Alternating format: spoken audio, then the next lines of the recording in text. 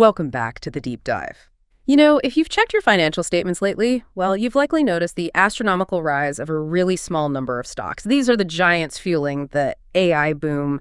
They've done incredible things for portfolios, no doubt. But they also trigger this deeply unsettling memory for anyone who lived through the year 2000. Every time the market breaks a new record, that fundamental question pops up again. Are we in a bubble? And specifically, is this AI bubble bigger, maybe more volatile, and just more dangerous than the dot-com crisis? Yeah, that anxiety you're talking about, it's really the central paradox of this whole market era, isn't it? And it's so critical that we tackle it head on. We're seeing simultaneously this undeniable, spectacular, and fundamentally real technological progress. That's the whole AI is the most important thing narrative. But right alongside that, there's this genuinely dizzying height of speculation, valuations that just seem to defy gravity, and, well, investor behavior that borders on frenzy. I think Sam Altman, the head of OpenAI, he captured that duality perfectly. He noted that investors are overexcited about AI. That's him acknowledging the bubble part. But at the same time, he believes AI is the most important thing to happen in a very long time. Yeah. So we're kind of stuck, aren't we, between the panic of a potential crash and the realization that this might be a true technological revolution. Our mission today is really to figure out which side wins out. Is this just 1999 repackaged with, better chips? Or are we looking at a fundamentally new structure in the economy? Well, trying to give a simple yes, it's bigger, or no, it's smaller answer, that's just completely insufficient, almost irresponsible, really. Because the current AI boom, it's not a single thing like the dot-com bubble was. The structural, financial, and systemic differences between 1999 and today are just so profound, we really have to deconstruct the market. The market today, you see, it's bifurcated. It has two entirely distinct layers operating at the same time. Two layers? Okay, what are they? So layer one, that's the infrastructure oligopoly. Think the Microsofts, the Amazons, the Nvidias. They're sitting on these vast profits and massive balance sheets. Then there's layer two. And that's the deeply unprofitable application layer frenzy. We're talking hundreds of Gen AI startups just burning through cash at an unimaginable rate. Layer two, that's a perfect echo of the dot-com era. But layer one, that's structurally new. We really have to analyze both. Okay, right. Let's try and unpack that complexity then. To give a truly, conclusive answer, we need to deconstruct this word bigger. You're suggesting we use 5 analytical vectors to compare the markets objectively across different dimensions.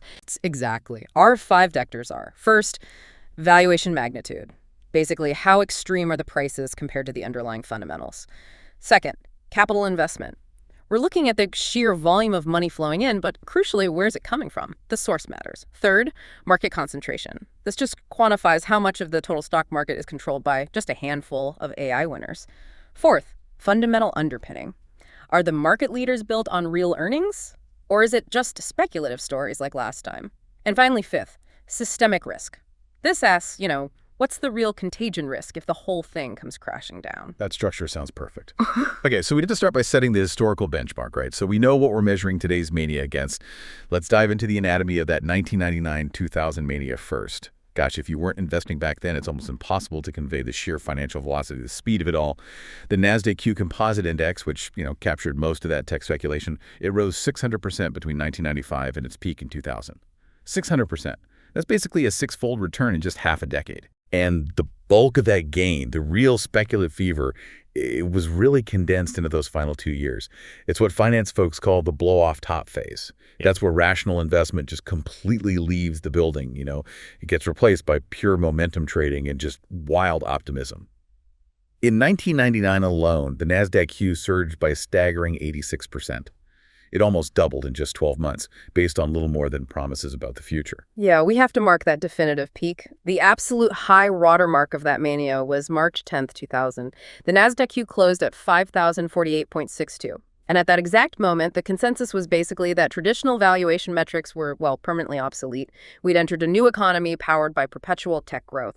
Or so they thought. Yeah, and that consensus lasted barely a week, maybe less, before the gravity of, fundamental economics started its inevitable pull. The collapse that followed was just devastating and revealed how many trillions were really built on thin air.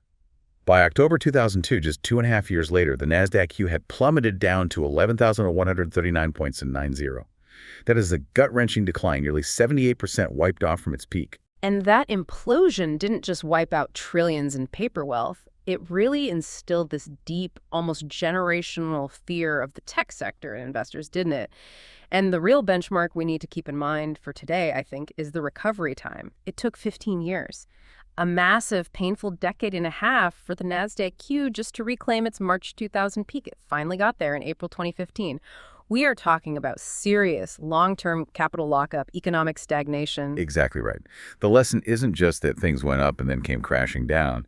It's that when the collapse is driven by such a fundamental mispricing of future value, the recovery is glacial, painfully slow. And the reason for that mispricing, well, that takes us straight to our next point. The whole valuation by hype, the new economy fallacy. You mentioned investors completely abandoned traditional ways of assessing companies. They stopped looking at assets, they stopped looking at revenue, and they definitely stopped looking at profit. They were trading purely on stories and yearnings for what might be. Oh, the math behind the speculation was just absurd. The NASDAQ Q100, it traded at a forward price-to-earnings ratio, the PE ratio, around 60 times, but that was just the average. The broader tech sector as a whole spiked to an astronomical 200 times PE. Just put 200x in context for you listening. A PE ratio basically represents the number of years it would take for a company's profits to equal your investment, assuming profits stay steady. A 200x PE meant even if a company magically started turning a profit tomorrow, it would take 2 centuries of sustained profit just to justify the price paid today. That's why we call those valuations mathematically indefensible. Just didn't add up. And we saw these extreme, almost comical examples of that absurdity in individual stocks, too. AOL traded at 200 times PE. Oracle, a slightly more established company, was at 110x. But the most important comparison for today, I think, is Cisco Systems. They were the infrastructure leader, seen as the safest bet in the whole sector. Cisco hit 135 times PE and, almost impossibly, traded at a price to sales, or PS, ratio of roughly 200 times. 200 times sales, not even earnings. Well, yeah, when you have no earnings, you have to invent new metrics, don't you? Yeah. That's always the classic sign of a bubble. That's when we saw analysts seriously touting concepts like price to eyeballs. Basically, the value of a company based purely on how many people visited its website, whether they ever spent $1 or generated any revenue at all. It was pure financial gymnastics, just designed to justify these sky-high prices for unprofitable ideas. And the ultimate symbol of that peak really was Cisco Systems. They made the routers, the networking equipment, the plumbing of the internet. And for a brief moment there, in March 2000, Cisco became the single most valuable company in the world. It hit a market capitalization of $555 billion. We need to lock that number in our minds, $555 billion. That's our absolute market cap benchmark for the entire dot-com era. And that bubble, it was fueled by 2 key things. First, massive liquidity pumped in by the Federal Reserve after the 1998 long-term capital management crisis. And second, that liquidity poured directly into venture capital funds, which then just funneled it straight into the public market. The scale of that capital influx was, well, unprecedented at the time. U.S. VC investment hit $35.6 billion in 1999. It accelerated so fast that the fourth quarter of 1999 alone saw more investment, nearly $15 billion, than the entirety of 1998. The absolute peak came in 2000, hitting a historic high of $99.6 billion in annual VC funding, almost $100 billion. And that VC money, it acted like this hyper-efficient conveyor belt. It took literally thousands of unprofitable companies and just offloaded them onto the public markets through initial public offerings, IPOs. In 1999, we saw 457 IPOs, and a shockingly high percentage were for companies that were pre-revenue or in some cases genuinely pre-product, didn't even have anything to sell yet. The mantra was get big fast, worry about profits later, and the risk was just widely distributed among thousands of weak small-cap companies. And this leads us right to the fundamental structural flaw of that whole era, the unprofitable core. This wasn't a flaw by accident, was it? It was almost the strategy. The vast majority of these companies were structurally and often deliberately unprofitable. They focused purely on grabbing market share, burning cash like it was going out of style, betting that market dominance would somehow magically solve the profitability problem down the road. Oh yeah, we can illustrate that with a quick anecdote. Remember Pets.com? Classic flameout. They famously spent $1.2 million on a Super Bowl ad. This was for a company that every single time it shipped a bag of dog food actually lost money because the shipping costs were higher than the profit margin on the food itself. That's just how far reality had drifted from any sensible business plan. The statistic that really defines the era confirms this perfectly. At the bubble's peak, estimates suggest only about 14% of NASDAQ companies were actually profitable, just 14%. The entire market was basically a collective, massive bet on potential, not on actual performance. So when the capital finally dried up, when the VCs couldn't dump their weak companies onto the public market anymore, the whole thing just collapsed. That led to the failure of hundreds, maybe thousands of companies, and that absolutely brutal 78% drop in the index. So yeah, the key takeaway for our benchmark is this. The dot-com era was essentially a supply-side phenomenon. It was VC-fueled, retail-driven, where the risk was highly distributed among thousands of inherently weak, fundamentally unprofitable, small-cap companies. Okay, that sets a powerful, maybe even terrifying yardstick. Now let's pivot to the AI boom of 2023-2025. Right away, we see a starkly different market structure, one defined by extreme concentration. Let's start with the absolute magnitude, the unprecedented scale of today's titans. That's our first vector of comparison. Yeah, this is the first vector where the AI boom is just unequivocally, structurally, and quantifiably bigger, no question. In terms of absolute market capitalization, the comparison is almost laughable. Remember our peak dot-com leader, Cisco, hit $555 billion. That was the absolute ceiling back then. And today, we have companies operating on an entirely different plane of existence. It's not even close. By late 2025, in our context here, Nvidia has absolutely soared past a $5 trillion market cap. $5 trillion. That is 9 times the size of peak Cisco. 9 times. And it's not just Nvidia, is it? It's a whole oligopoly. Apple's around $4 trillion, Microsoft about $3.7 trillion, Alphabet, Google's parent, at $3.5 trillion. These are just monster numbers. The scale is something I think investors today really need to internalize, because it's genuinely a new phenomenon in market history. Nvidia's $5 trillion valuation. It's literally larger than the gross domestic product, the GDP, of every single country in the world except for the United States and China. Or, to bring it closer to home, it's 2.5 times larger than the entire combined market capitalization of every publicly traded company in Germany. Combined. That is the definition of unprecedented scale. Yeah. And concentration. And the velocity, the speed of that ascent, it rivals 1999, but the dollar amounts involved are just orders of magnitude larger. Nvidia crossed the $1 trillion mark in May 2023.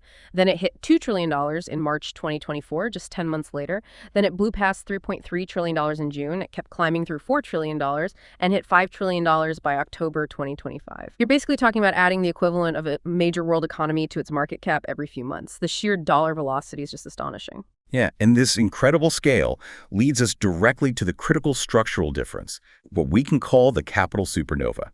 Remember, the 1999 boom was ultimately retail-driven. It was fueled by VCs creating supply and the public eagerly buying those IPOs.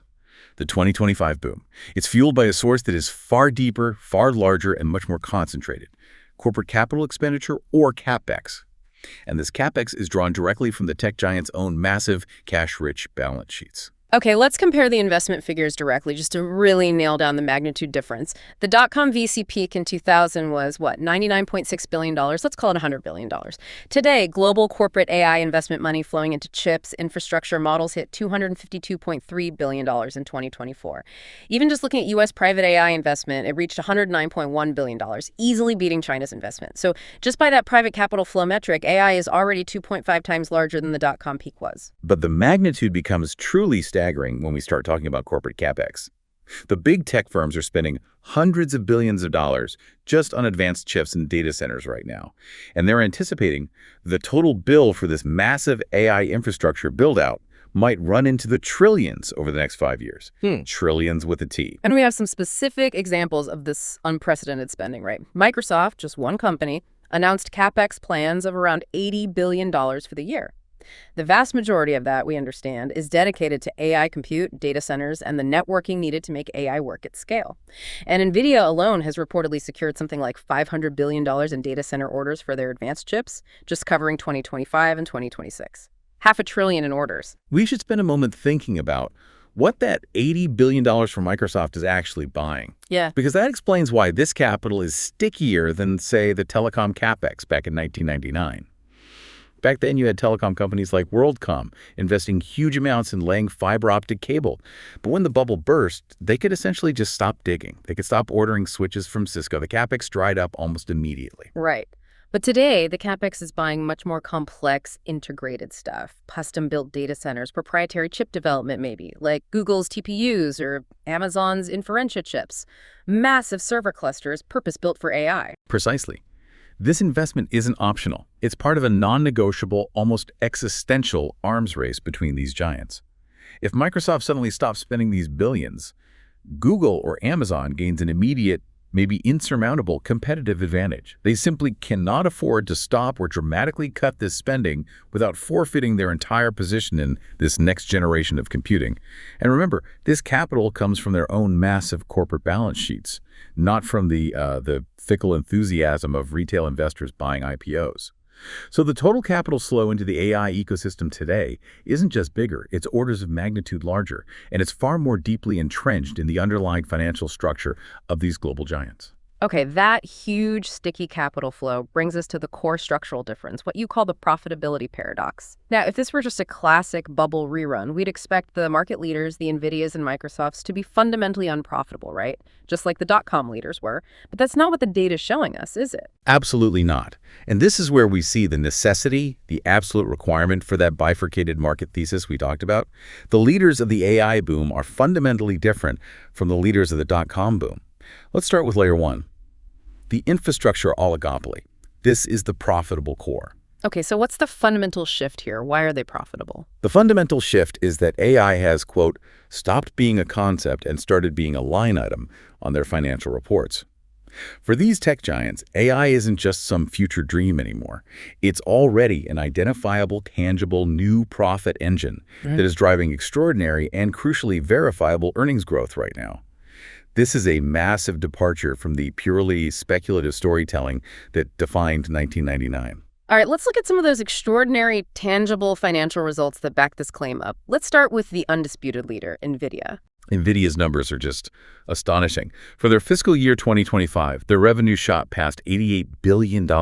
That's a year-over-year increase of over 44%. Huge growth.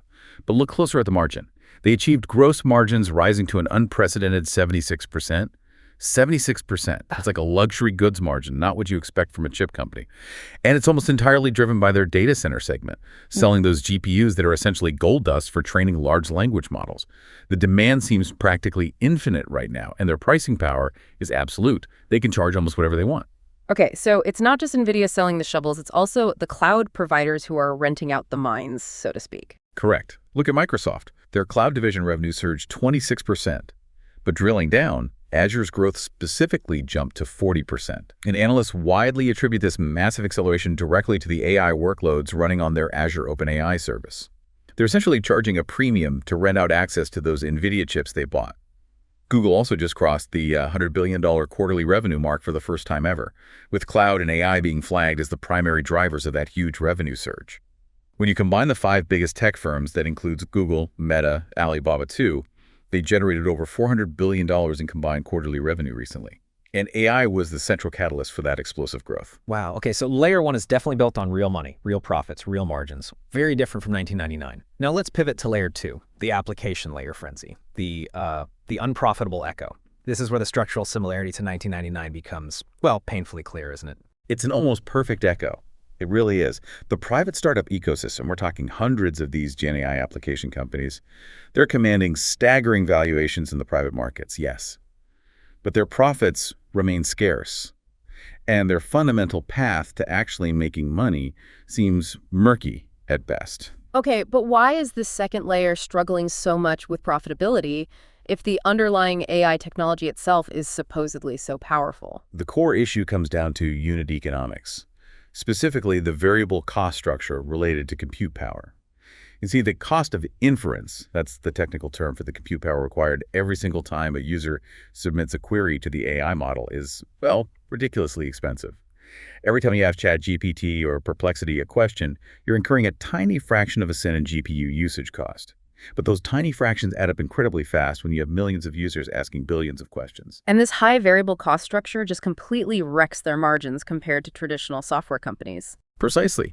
A traditional B2B software as a service company, a SaaS company, they usually operate at gross margins of maybe 70 to 90%. Because after the initial software is built, the cost to serve the 10,000th customer is practically zero. Gen AI SaaS companies, however, they're struggling with margins somewhere between 30 and 60%. Much, much lower. And this really suggests that for many of these Gen AI applications, the fundamental unit economics, the money coming in versus the compute costs going out for every query, well, it may be an inherently unprofitable enterprise. Do we have some specific, maybe stark case studies on this unprofitability? Oh, we do. Take Perplexity, for instance. It's raised billions. It's a high-profile AI search company. Great product, arguably. But in 2024, they reportedly spent 164% of their revenue just on compute costs, paying their model provider and cloud provider. Let that sink in. 164% of revenue spent on just one cost line item before paying a single salary, any marketing expense, or even the rent bill. They are literally losing money, significant money, on every single user interaction. Wait a minute. If they're spending 164% of their revenue on compute, that means that literally every dollar the user pays them, or every dollar of venture capital they raise, is immediately being transferred straight over to their infrastructure providers. Nvidia, Microsoft Azure, Amazon AWS, Google Cloud. That is the inescapable math, yes. And it reveals the central mechanism, the engine of this entire boom. It's a massive wealth transfer. Another case study, there's an AI coding application called Cursor. Reports suggest it sends 100% of its revenue straight to its model provider, Anthropic. 100%. Even the big players building the foundational models are struggling. OpenAI reportedly spent $9 billion in 2024 just to lose $5 billion. Their inference costs alone were apparently 50% of their total revenue. Okay, so if these layer 2 companies, the startups, are raising massive amounts of venture capital, and those companies are instantly transferring 100% or even more of that money directly to layer 1, the profitable infrastructure oligopoly, what is the actual financial conclusion we should draw here? What's really happening? The conclusion is pretty stark. The venture capital community right now is not actually funding an independent, self-sustaining ecosystem of GenAI applications. Not really. They are effectively subsidizing the research and development, and maybe more importantly, the massive capital expenditure, the CapEx of the Magnificent Seven tech giants, the so-called bubble in the application layer. You know, the sky-high valuations and the insane cash burn rates of these startups. That is literally the profit margin for the infrastructure layer. One feeds the other. That is quite a staggering realization. But let me just play devil's advocate here for a second. If layer 1, Nvidia, Microsoft, Google is making real verifiable profit, record profit even, why should the broader market care if a bunch of startups are failing? Isn't that just creative destruction in action? Doesn't it actually make the infrastructure companies stronger by ensuring they have constant demand for their chips and cloud services? That's a fair challenge, certainly. But I think it misses the potential mechanism of the collapse, the fragility here. The current record-breaking profits and those soaring valuations of Nvidia and Microsoft, they are directly dependent on the continued irrational spending of that cash-burning startup layer. Layer 2 is Layer 1's biggest customer right now, effectively. If that fire hose of easy VC money suddenly dries up, if VCs finally decide they've thrown enough good money after bad on Layer 2 companies that can't make money, then that crucial revenue stream immediately vanishes from the giants' balance sheets. And this creates a really dangerous, circular, self-limiting feedback loop. The customer base propping up the infrastructure giants' growth is structurally dependent on continuous external subsidy from VCs. Wow, okay. That makes the whole structure seem far more fragile than I initially thought, much more interconnected. It means the bubble isn't just contained in the private startup market. The public market leaders' valuations are built, at least in part, on the shaky assumption that this private market subsidy will just continue forever, which it probably won't. Right. Now that we understand these two distinct layers, we can really go head-to-head on those comparison vectors we set out. Let's start with the valuation debate, because this is where we find two seemingly conflicting analyses, but actually both turn out to be accurate. Okay, so we have the bigger argument first.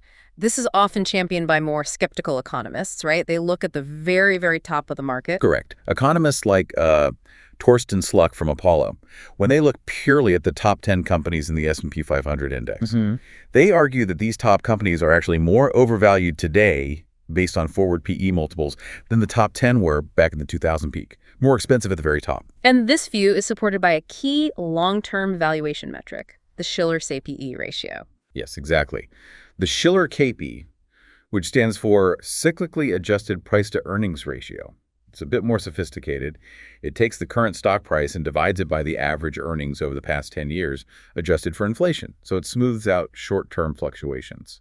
It's generally seen as a more objective long-term gauge of valuation than a simple forward PE. And the Shiller-CPE ratio today, it's hovering near its second highest level since 1870, second only to the absolute peak frenzy of the 2000 dot-com bubble itself.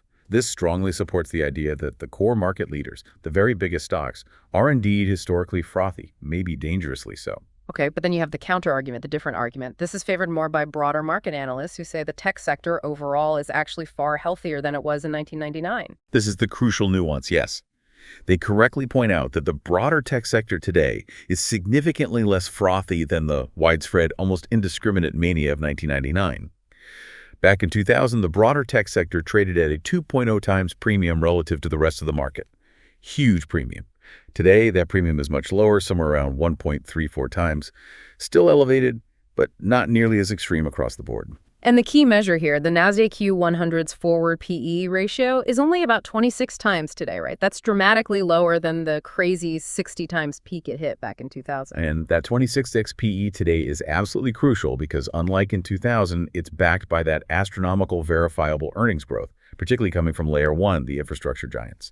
So this means today's high PE is characterized more as multiple expansion with profit growth, which is structurally much healthier than the multiple expansion without profit growth that defined the dot-com era. The profits are real this time, at least at the top. So the synthesis here is that both arguments are kind of correct, just looking at different parts of the elephant. It confirms the bifurcation thesis. The core leaders, the top 10, are indeed historically expensive and hyper-concentrated, supporting the bigger bubble argument. But the broader tech sector is far more disciplined and less frothy than the widespread mania of 1999. We don't have thousands of tiny, unprofitable dot-com stocks trading at 200 times PE this time around. We can even use our specific infrastructure leader comparison to make this point sharper. Remember Cisco's peak price-to-sales ratio in 2000 was around 200 times sales? Just unbelievable. Nvidia's peak PS ratio, well, certainly aggressive, peaked about 50 times sales. So by that key metric, the current AI infrastructure leader is actually 4 times cheaper on a price-to-sales basis than the dot-com infrastructure leader was at its absolute height. Now, 50 times PS is still very, very high, no question. But it does imply slightly more rational discipline, perhaps, than the pure, unadulterated frenzy of 1999. Okay, interesting. Let's move to the second vector. Capital investment. We've already touched on the sheer volume difference, but let's really emphasize the source of that capital. Right. Again, the AI boom is just orders of magnitude larger in terms of the capital pouring in. We compare the $99.6 billion VC peak of the dot-com era to the $252.3 billion in global corporate AI investment today. The volume is undeniably bigger, but as you say, the source of that money is the truly distinguishing factor, and perhaps the more important one. In 1999, the bulk of the funding that eventually evaporated came from public retail investors buying into weak IPOs. Right. And a smaller, though still large chunk from VCs. Exactly. Whereas today, the funding is overwhelmingly dominated by that corporate CapEx arms race among the tech giants. We really must contrast the fragility of that 1999 telecom CapEx, remember? They could just stop digging holes with the stickiness of today's hyperscaler spending. Telecom companies could rationalize cuts almost immediately when demand faltered. But today's tech giants are facing what they perceive as an existential threat. They feel they must continue spending these tens, even hundreds of billions on custom hardware and data center infrastructure, or risk falling permanently behind in what they see as the fundamental platform shift of our lifetime. That capital feels much more committed for years out, making the total flow deeper, more entrenched, and structurally just unmatched by the dot-com era's funding model. Okay, now for the third vector, market concentration. This seems like perhaps the most quantifiable and frankly dangerous difference between the two eras, especially as it impacts millions of ordinary people's retirement accounts. Yeah, the comparison here is stark. And the verdict is unequivocally that the AI boom is significantly, and I would argue dangerously bigger in terms of concentration. At the 2000 peak, the top 5 stocks in the S&P 500 accounted for about 19% of the entire index value. The top 10 accounted for maybe 25%. And remember, the top 5 back then was quite mixed. You had Microsoft and Cisco from tech, sure, but you also had blue-chip, non-correlated stocks like General Electric and Walmart in there. And today, the concentration is apparently at a multi-decade high, right? The top 10 stocks now account for somewhere between 35% and 38% of the entire S&P 500 index. Huge chunk, and the Magnificent Seven alone controls something like 37% of the index value. And critically, this extreme concentration is coupled with a far riskier correlated risk profile. In 2000, if Cisco crashed because networking equipment suddenly commoditized, GE and Walmart were pretty much immune. They had fundamentally different business models operating in different sectors. Today, the top stocks, Microsoft, Nvidia, Google, Apple, Amazon, Meta, they're all tightly interconnected. Their current sky-high valuations are entirely thematically dependent on the continued success, and specifically, the continued growth rate of the overarching AI narrative. If that AI story hits a serious roadblock or even just slows down significantly, they could all suffer simultaneously. And that would result in a massive systemic shock to the entire index, not just the tech sector. Okay, so we've established that in terms of sheer capital input and market concentration, today's market is structurally bigger, maybe much bigger than 2000. In terms of valuation, it's bigger and frothier at the very core, the top few stocks, but maybe more disciplined on the broader fringe. That brings us to the really critical question. What happens when this complex, multi-layered, highly concentrated machine inevitably slows down or hits a bump? What does the crash look like? Right, the fear of the crash, that's what drives so much of the investor cynicism today, isn't it? If a correction happens, how catastrophic will the explosion actually be?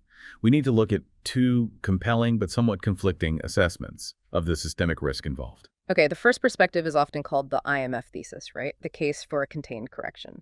The argument, often coming from major global financial bodies like the IMF, is that, yes, a crash would be painful for equity holders, very painful perhaps, but it wouldn't necessarily be a system-breaking event like the 2008 financial crisis was. And the rationale behind that view is pretty solid, actually. The vast majority of this AI boom, as we've discussed, is financed by equity. It's financed by the enormous cash reserves of these incredibly rich tech companies and by venture capital equity. It's not primarily financed by debt or widespread leverage in the housing market or the banking sector, which is the core problem in 2008. So a crash would certainly wipe out trillions in shareholder value, no doubt. It would lead to a massive equity market decline and likely trigger a recession. But the key distinction here is the transmission mechanism, how the damage spreads. Exactly. Because it's fundamentally an equity problem, not a debt problem, the argument goes that the crash wouldn't transmit instability throughout the broader financial system in the same way 2008 did. It wouldn't cause a widespread credit crisis, nor would it lead to a systemic banking system impairment, because the banks aren't as directly exposed through leverage this time. And historically, the 2000 dot-com crash itself, while devastating for tech investors, led to a relatively shallow economic recession. It was primarily an equity market recession and a related capex recession. It didn't bring down the entire global financial structure. So the damage, while immense for those holding the stocks, stays mostly confined within the equity markets themselves. That's the optimistic view. Okay, that sounds somewhat reassuring. But then we look back at those terrifying concentration numbers we just discussed, and they lead us directly to the concentration thesis. This argues for a unique type of systemic crisis that 2000 simply never faced. Here, the risk isn't leverage. The risk is the sheer concentration amplified dramatically by modern passive investing trends. This is such a crucial point for you, the listener, to grasp because it directly impacts potentially your 401k, your retirement savings. We really need to clarify how passive investing has fundamentally altered the risk landscape since the year 2000. Passive investing vehicles, think index funds, ETFs. Many retirement plans, they operate by automatically buying stocks in proportion to their size in the market index, like the S&P 500. So when a company like Nvidia grows astronomically from $1 trillion to $5 trillion, every single index fund in the world is mechanically forced to buy more and more of its stock, regardless of its price or its underlying fundamentals. The buying becomes automatic. Right. So the very mechanism of passive investing ensures that money flows perpetually into the biggest winners, making them even bigger, and therefore concentrating the market's risk even further into the exact same handful of stocks. The Magnificent Seven in this case. Precisely. And because those Magnificent Seven now control roughly 37% of the entire S&P 500, virtually every pension plan, every 401k, every index tracking mutual fund out there is now, by definition, a highly concentrated, thematically correlated bet on the continued success of the AI theme. There's no diversification away from it if you own the index. I heard one analyst make the claim that this structural concentration makes the potential bubble 17 times larger than the dot-com crisis in terms of systemic impact. That sounds like a massive, almost unbelievable claim. How do we even unpack the math behind a number like that? Yeah, that staggering number, it reflects the difference in market participation and structure. Back in 2000, index funds were a much, much smaller component of total investment. Retail investors often picked individual stocks or actively managed funds, and the biggest stocks back then, the so-called four horsemen of tech, they never exceeded maybe 20% of the market index combined. Today, the thematic concentration in AI is nearly double that level, approaching 40%, and passive money controls a vastly larger share of global assets under management. So the impact of a downturn in those few stocks is magnified across far more portfolios. Okay, so let's run the simple crash math that these analysts fear. If those 7 hyper-concentrated stocks experience, say, a 40% correction, which is a decline that's actually pretty common even in minor tech slowdowns, like we saw happen in 2022, what's the immediate automatic impact on the S&P 500 index itself? The arithmetic is straightforward, but pretty terrifying. A 40% correction in stocks that make up 37% of the index would automatically mechanically trigger about a 15% drop in the entire S&P 500 index, 0.40, 0.37, and 0.15. And that's before any broader panic selling even begins. That's just the direct mathematical impact. This kind of mechanical collapse, amplified by the structure of passive indexing, poses a unique systemic threat to the public's retirement savings, concentrated in these index funds, in a way that the 2000 NASDAQ Q crash, which was mostly confined to the tech-heavy index itself, simply did not. So the nature of the systemic risk is different this time, yes, but its potential scale, its reach into average portfolios, could actually be much larger. Okay, the concentration risk is clear. The question then becomes, what is the likely trigger? What could actually break this circular, potentially fragile feedback loop we've identified between layer 1 and layer 2? I think the trigger will likely be a fundamental shift in the market narrative, a shift away from focusing on the distant promise of AI towards demanding evidence of its current scaled reality. The market is currently pricing in, effectively spending billions based on the certainty that AI will deliver massive scaled productivity gains across the entire economy very soon. However, the current reality, as many reports are showing, is that AI remains somewhat unproven as a profit-making business model when you try to deploy it widely outside of that core infrastructure layer. And we established earlier that layer 2, the startups are effectively the key customers driving layer 1's incredible profit growth right now. Correct. So the most likely catalyst, in my view, is the eventual exposure of those unsustainable unit economics in that startup layer. When the VC funding for the Anthropics and the Perplexities of the world finally dries up, perhaps because VCs run out of patience funding companies with a 164% compute cost problem, then those application companies will either fail outright or have to dramatically cut their spending on compute. And those spending cuts will immediately remove the key customer that's been driving the phenomenal, profitable growth of the infrastructure giants like Nvidia and Microsoft Azure. So that's the moment the circular feedback loop gets brutally exposed. The infrastructure providers suddenly realize that their exponential profit growth wasn't actually underpinned by a massive new wave of profitable enterprise customers using AI productively, but rather by these cash conduits, these startups, financed almost entirely by speculative VC dollars being passed straight through. That sounds like the exact moment for a catastrophic repricing of the market leaders when that reality hits. Exactly. The market will be forced to shift from valuing trillions of dollars of promised future productivity gains to valuing the current measurable returns on AI investment. And right now, if you look at estimates, say from Citi Research, they suggest that only about 5% of corporate Gen AI projects are actually fully scaled and delivering tangible results today. That huge gap between the multi-trillion-dollar promise and the currently realized scaled profit is the potential trigger point for this whole thing to unwind. Okay, we've established pretty clearly that the AI boom is structurally bigger, more concentrated, and arguably more complex than the dot-com boom of 2000. But maybe the most important lesson from the dot-com era wasn't actually the crash itself, it was what came after the crash. We really need to discuss what's called the value migration thesis now. Yes, this is critical. History rarely repeats itself exactly, of course, but it very often rhymes. And the fundamental rule of almost every major technology cycle is that the underlying infrastructure eventually, inevitably, commoditizes. It becomes cheaper, more standardized, more accessible. That was the ultimate lesson of Cisco back in 2000. Right, let's just quickly revisit that Cisco parallel. In 2000, Cisco was seen as the invincible infrastructure provider. They were selling the shovels for the digital gold rush, the internet boom. But when the bubble burst, Cisco's stock crashed a staggering 86%. Why? Because the market eventually realized that the internet's basic plumbing, the routers, the networking gear, rapidly became cheap, standardized, and abundant. The technology still existed, it was still essential, but the huge financial value migrated away from the infrastructure builders themselves. And the exact same mechanism, I believe, is inevitable with AI infrastructure as well. The core components of AI, the foundational models, the core compute power needed to run them, the actual cost of running an AI query, are already on a steep downward cost curve. Moore's law is still working in a sense. This infrastructure is rapidly commoditizing as we speak, which means that the current multi-trillion-dollar valuations of today's infrastructure providers, like Nvidia, are inherently vulnerable to significant erosion once the underlying technology becomes widely available and much, much cheaper to use. So the multi-trillion-dollar question for you, the listener, is, where does the value migrate to this time? If it leaves the Nvidias and Microsofts, where does it go? Well, the value doesn't just vanish into thin air, it moves. It migrates to the point where companies can build a defensible competitive advantage using the now cheap technology. In the early 2000s, after the dot-com crash, value migrated away from the Ciscos and towards the savvy adopters who used the now cheap, commoditized internet infrastructure to build real, defensible businesses on top of it. Think about Amazon mastering e-commerce logistics, Google mastering search and advertising, modern banks mastering digital finance. They used the cheap internet pipes. They didn't make them. Okay, so this implies that the investment outlook for the next decade needs to fundamentally shift away from the current market leaders, the infrastructure providers. Absolutely. Yeah. In the long run, the biggest winners of the AI revolution will likely not be the current infrastructure providers whose valuations must eventually correct due to this inevitable commoditization risk.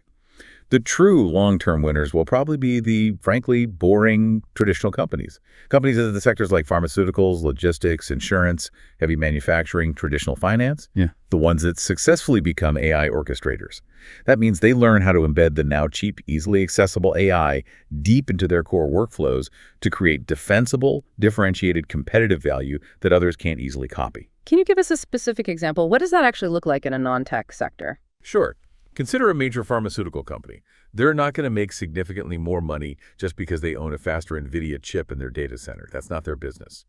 They will make vastly more money if they can leverage readily available, commoditized foundational AI models running cheaply on Azure or AWS to massively accelerate their drug discovery process, perhaps analyze complex patient trial data in days instead of months, or optimize their incredibly complex global manufacturing and supply chains.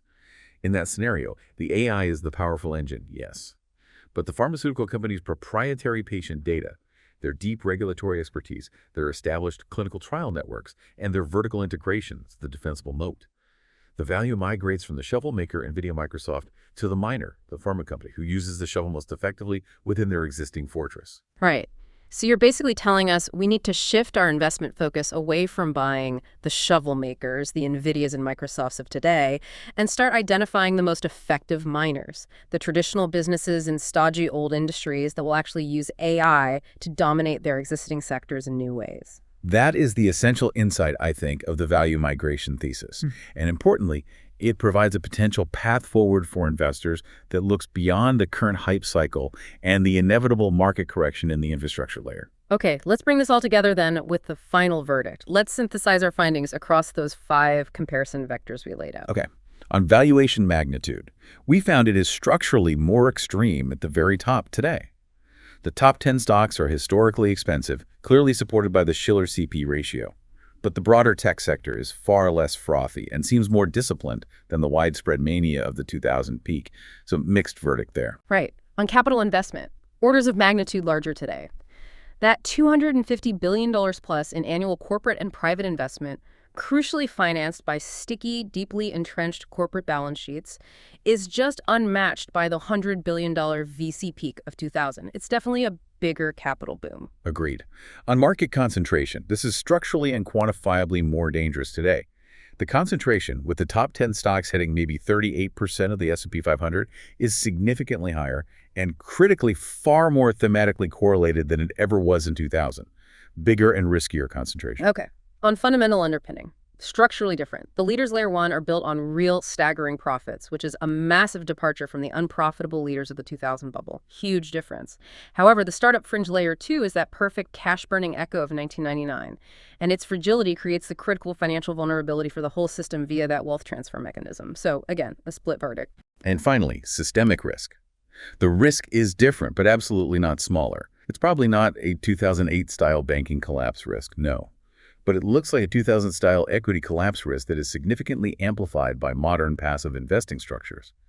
This poses a massive systemic threat to public retirement savings and the core U.S. index itself in a new and potentially more profound way than 2000 did. Different risk, potentially bigger impact. So the final line synthesis is this. The AI boom is quantifiably bigger than .com in terms of its absolute market scale, the capital flowing in, and the dangerous level of market concentration. Yet it is simultaneously more fundamentally sound at its leadership core because those leaders are actually profitable. while at the same time being equally or perhaps even more speculative and financially fragile at its startup fringe due to that unique wealth transfer mechanism subsidizing the leaders, it really is a bigger, more complex, and arguably more dangerous machine than 2000 was. Yeah, I think that highlights the complexity beautifully. The scale is just breathtaking. The $5 trillion titans, the sheer inertia of that corporate capex spending. It really does make 2000 look almost small in comparison on those metrics. But the most crucial realization, I think, is understanding how the current record profits of the giants are structurally dependent, at least in part, on the continued potentially irrational spending of that application layer. And if you accept that core argument, that the current exponential profit growth is partly built on an unstable subsidy from VCs and that infrastructure eventually always commoditizes, then you really have to accept the value migration thesis. The current valuations of the infrastructure giants must eventually correct, maybe significantly. And that brings us perfectly to our final challenge for you, the listener, to really mull over after this deep dive. If the value must inevitably migrate away from the current AI infrastructure giants, where specifically in the non-tech economy is the next major profit center, the next Amazon or Google, being quietly built right now using this technology, who is taking that soon-to-be commoditized AI and embedding it deeply into logistics or insurance or heavy manufacturing or healthcare to create a new generation of defensible, highly profitable, yet perhaps inherently boring economic value? The focus has to shift entirely, doesn't it? From just making the technology to effectively applying the technology in a defensible, non-commoditizable way. The AI deep dive isn't really over. Maybe it's just moving out of Silicon Valley and into practically every other industry on Earth. We'll catch you next time.